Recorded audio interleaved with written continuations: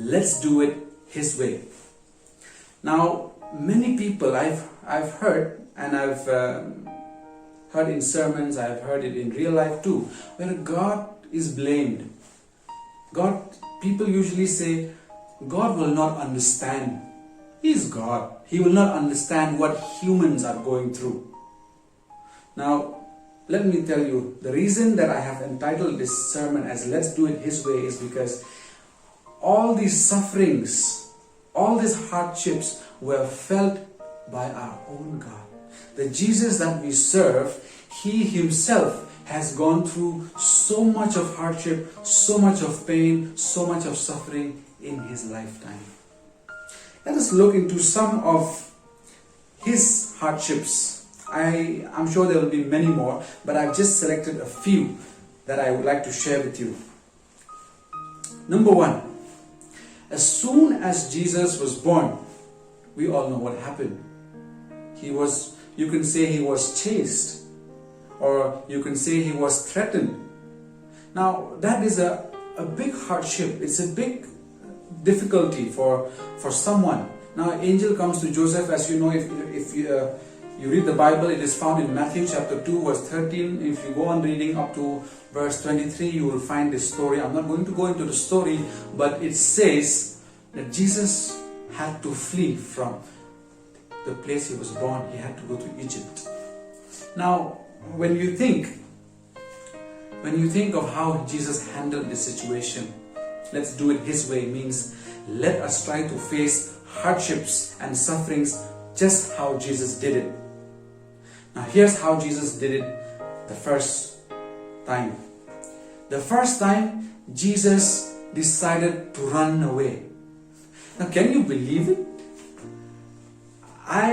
When I was thinking of this, I could not imagine how could a God who could part oceans, a God who could win a battle with 300 men when having 32,000 men, a God who could make the ocean into blood, that God is running away. It's amazing. It's amazing. But these are His ways of doing things. Let's do it His way. Let's try to learn from Him. Sometimes running away from a situation is not because you are a coward. Sometimes it is the right thing to do. Let me share with you one story. It is about a couple again. Now, today I'm really going to couple, but I hope you don't mind. This is another couple now. This couple were married. They were happy. They were very, very happy until time passed by. If you are married, I'm sure you'll know what happens as time passes by. You begin to shout at one another, right? And so this couple too began to shout at one another, and slowly this shout began to increase. It reached a point where both decided to divorce. And so before they did that, they decided to first go to a counselor. Let's give it a chance. Let's go to a counselor. Let's see what can happen. And so this couple decides to go, and they go, and then they are right there sitting in front of the counselor, and then the counselor asks them questions. Okay, Mr. So-and-so, what happened? Any problem? Any reason? Can you tell me the reason? So, husband, yeah, this, my wife is like this, my wife is like that. The wife also says, my husband is like this, my husband is like that. And they keep telling the counselor. So the counselor said, okay, I got your point. Here is the medication I'm giving you. So the medication he gave was in a piece of paper, and he said, please take this. Husband took the medication, did not look at the wife, left ahead. He looked into the medication that was given. The medication said, whenever your wife scolds you, drink water. The moment you drink that water, please do not swallow it. I don't know which doctor would give. You all are doctors. I don't know if you give any such kind of medications. But this was the medication given to them. Whenever your wife scolds you, drink water, do not swallow it until she stops talking. Isn't that a good medication? Now I know paracetamol, I know antibiotics, I know so many medicines, but I don't know such kind of a medicine. But anyway, now here's the thing. Husband came back running and said, is this the medication that you have given? And the man said, well, yes, this is exactly the medication that I have given to you. He said, what makes you feel that this is going to work? He said, try it out, try it out, try it out for a week, try it out. I'm telling you it will work. And then goes back home. As soon as the wife starts blabbering, you husband, you don't respect me, you don't treat me, you don't... drinks water. Doesn't swallow the water. What happened there? Because he did not swallow the water, he could not talk. And because he could not talk, there was no quarrel. And because there was no quarrel, things got better. Day by day, things got better. Sometimes you just have to run away. That's what Jesus did. He just ran away. You know He's God of creation. He's the God of everything. He could have just killed Herod. It's nothing hard for Him. Just a snap. And Herod is gone. Why did He have to wait for almost 2 years, probably 2 years, just to come back to the place where He was born? I don't know. If I was a God, I probably would just snap, just kill Herod. Thankfully, I am not. Point number 1 is, when we face hardships and sufferings, sometimes you need to run away. Now that doesn't mean that you're going to run away. Now some of you probably who are workers here, you might be going through some rough time. I'm not telling you to run away. I'm not telling you to run away. Please don't misunderstand. Now I'm just telling you what are the situations. Please take it in a good context. The second point that I want to share with you about what Jesus went through. Let's do it His way. The second way that He taught us is the hardship and suffering that He went through was the same hardship and suffering that most of us go through. All of us go through this kind of a hardship, and that hardship is losing someone we love. I'm sure we all must have lost someone in our lives. Sometimes we lose those people when we are not around. The same thing happened with Jesus. What is the shortest verse in the Bible? If I ask you, you please think of it yourself. I'll reveal it later when I'm done. The shortest verse is Jesus wept. What I want you to think is, where is it found?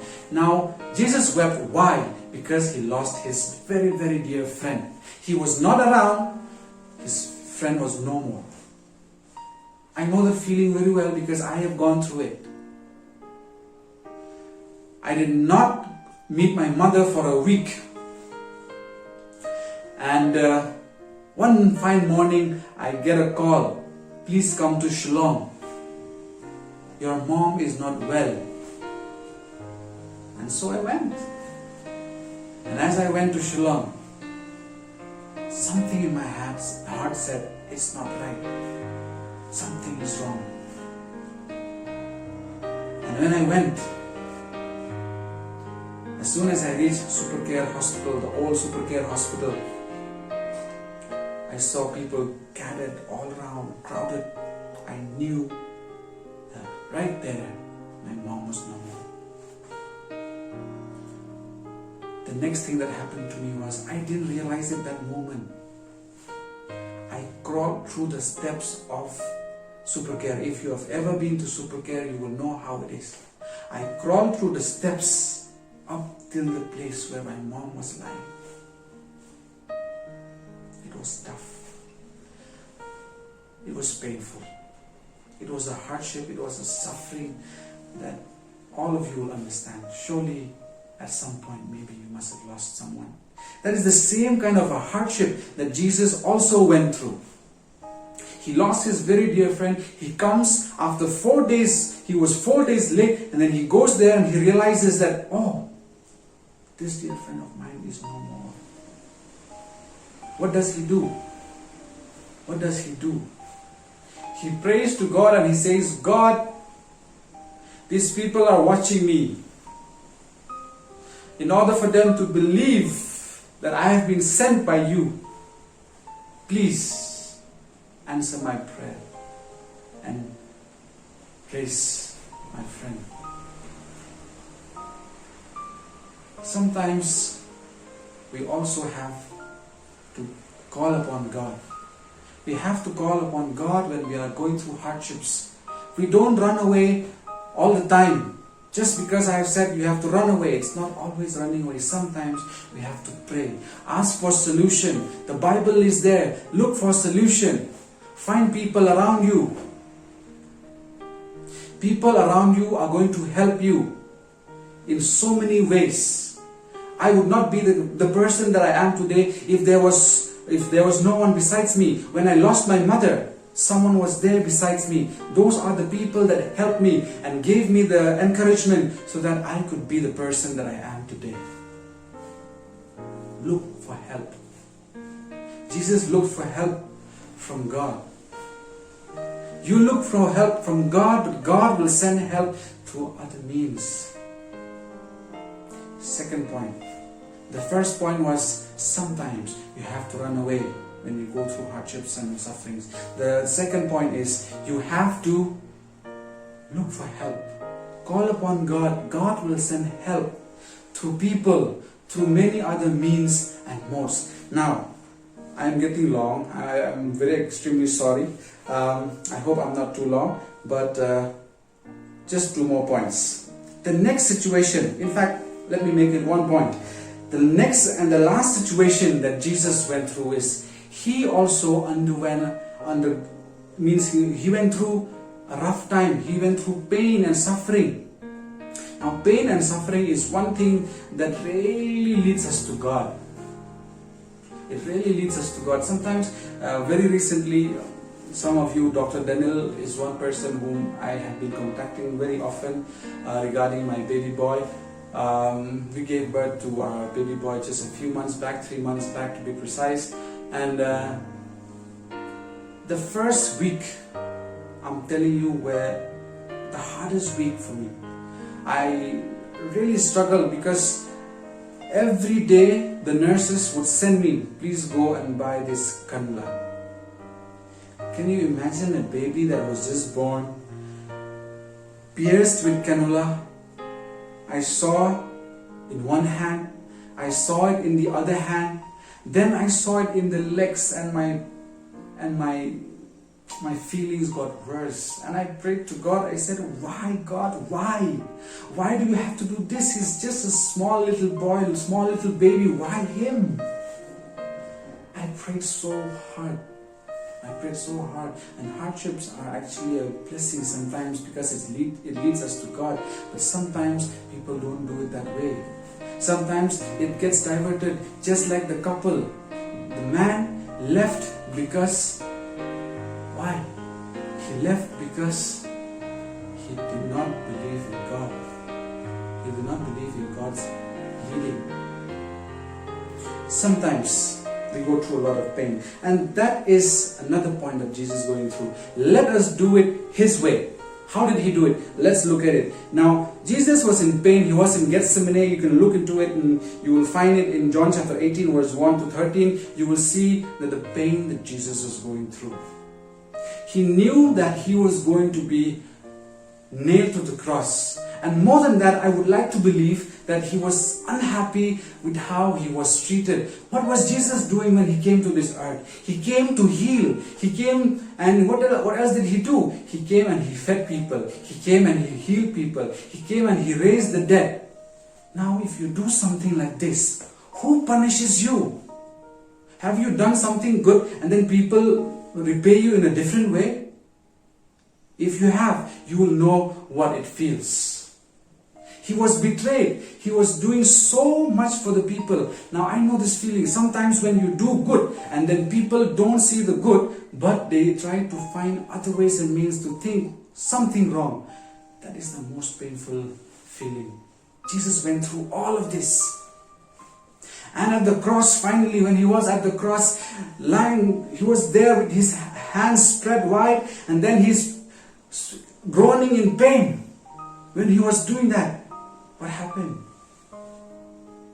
After all that pain, after all those In Gethsemane, he prayed, God, if you can, please take this away from me, but according to your will. Do you pray that? Do you pray, Lord, according to your will? Sometimes we forget, and sometimes we remember. I always think sermons are a reminder to us. We come to church all the time. We probably hear the same sermons over and over again. You might have heard this over and over again. Pray, but ask for the will of God. But here I am today repeating that once again, reminding you once again. Jesus, let's do it His way. How did He pray? He said, God, please take it away from me. But not as I will, but as you will. Let God's will be done upon your hardships and upon your sufferings, and you will see what happens. And at the cross, when He was dying, it was in His dying moments. What did He say? We all know what He said. Father, forgive them, for they know not what they're doing. Beautiful. I seriously cannot imagine how could somebody have a heart like that. But let's do it His way. Let's do it His way. Let us try these 3 things, maybe 4 things. And then you will see that hardships and sufferings are nothing, are simple. It is smooth to get over it if you can follow it in the way it did. Number 1 point, just to remind you. Run. Sometimes you just have to run away. Run from the problems. Corona is one thing. If you don't run away from Corona, you know what Corona is going to do to you. Corona is waiting there outside. Please run away from it. Okay? That's number 1. Number 2, when you lose your loved ones, seek for help from God, and God will send it to you through various means. That's what Jesus did when He lost His dear friend. The last point that I just mentioned, He went through a lot of pain, and with all this pain, what did He do? He prayed for God's will. That's not what most of us do. When we are in suffering and pain, I prayed, God, please heal my son. I never said, God, heal my son, but according to your will. I didn't say that. I said, God, please heal my son. Sometimes when we go against the will of God, things don't happen accordingly. So please, let's remind ourselves, we have to pray according to God's will. And of course, last, when you go through a lot of pains, people are going to taunt you, people are going to talk behind your back, people are going to hate you, people are going to do all kinds of things to you. If such things happen to you, please remember, you just have to do this and say, Father, forgive them, for they know not what they're doing. That's the only thing that you have to do. Well, this probably afternoon, this is the short message that I have for you. I don't know if I've been able to do justice to this privilege that you've given me, but I hope that you are blessed through this message, and may you be able to do it His way. Let's all do it His way.